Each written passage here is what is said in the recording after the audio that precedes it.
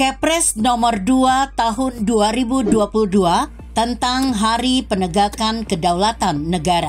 Kepres yang diteken Presiden Joko Widodo pada 24 Februari 2022 jadi polemik karena dianggap menghilangkan nama Letkol Soeharto yang berperan dalam serangan umum 1 Maret 1949. Salah satu yang protes keras adalah Fadlizon.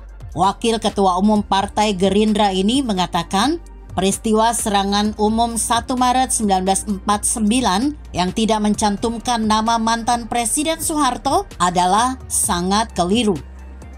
Pak Harto orang kepercayaan Jenderal Sudirman.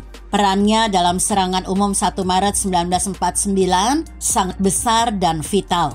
Cuit Fadlizon dalam akun medsosnya Kamis 3 Maret 2022. Fadlizon menyebut banyak yang lupa terkait peristiwa itu. Saat itu Indonesia berada di bawah pemerintah darurat RI yang dipimpin oleh Safrudin Prawira Negara dengan ibu kota di Bukit Tinggi. Peristiwa 1 Maret, sambungnya, strategi yang menunjukkan pada dunia bahwa Indonesia masih ada ketika itu. Karena itu, ia meminta agar pemerintah mengoreksi Kepres yang sudah diteken Presiden Jokowi tersebut. Kepres itu harus dikoreksi. Setnek harusnya lebih cermat dalam memberi masukan kepada Presiden. Jelas besar sekali peran Pak Harto sebagai pelaksana serangan umum 1 Maret. Meskipun ide dari Sri Sultan Hamengkubuwono IX, kata Fadlizon. Karena waktu itu, Fadlizon mengatakan masa pemerintahan darurat RI, PDRI, menempatkan ibu kota di Bukit Tinggi. Soekarno-Hatta pun ditawan di Menumbing, Bangka. Jadi kekuasaan negara di bawah Mr. Safrudin Prawira Negara. Pak Dirman tunduk pada PDRI.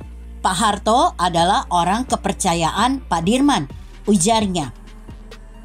Menko Polhukam Mahfud MD membantah bahwa keputusan Presiden serangan umum 1 Maret 1949 menghilangkan nama Presiden Soeharto di dalamnya. Melalui cuitan media sosial Twitter dengan mencantumkan artikel berita online guna menepis isu tersebut.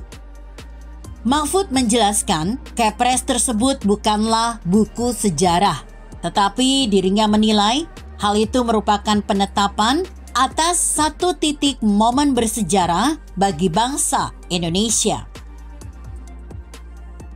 Mengutip yang diposting Detik News, Mahfud MD menjelaskan, nama Soeharto tidak dihapus dalam sejarah.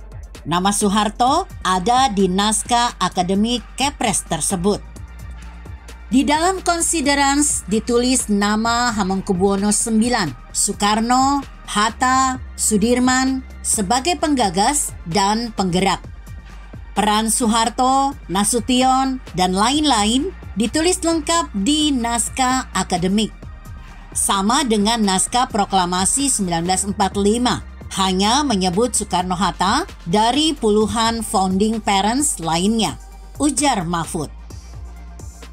Seperti apa isi naskah akademik itu?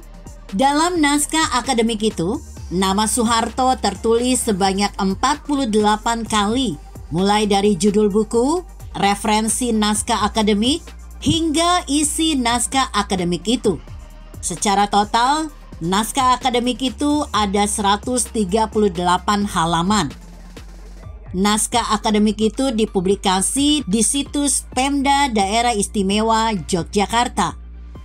Naskah akademik itu merujuk pada buku Tahta untuk Rakyat.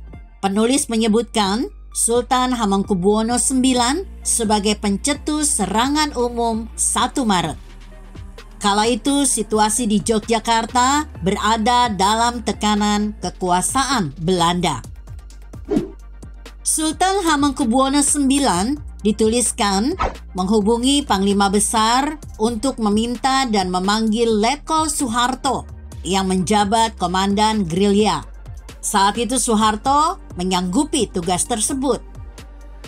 Serangan umum dilakukan pada 1 Maret 1949 pagi hari setelah jam malam usai. Jogja pun dikuasai oleh para gerilyawan selama 6 jam.